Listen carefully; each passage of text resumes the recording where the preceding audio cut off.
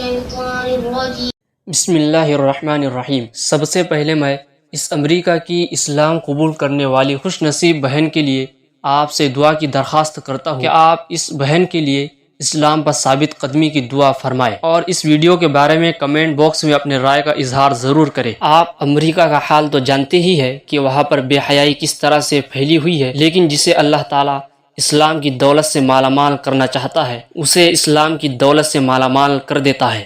آئیے پہلے اس بہن کی نماز کی کیفیت کو دیکھ لیتے ہیں۔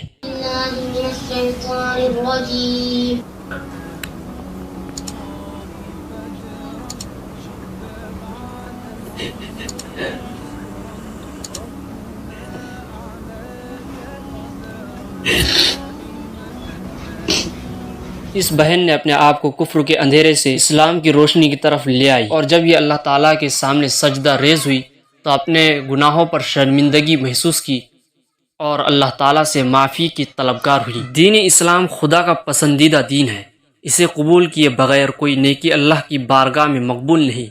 ایمان اور اسلام کے بغیر مرنے والا ہمیشہ جہنم میں رہے گا، جبکہ مومن ہمیشہ جنت میں رہے گا۔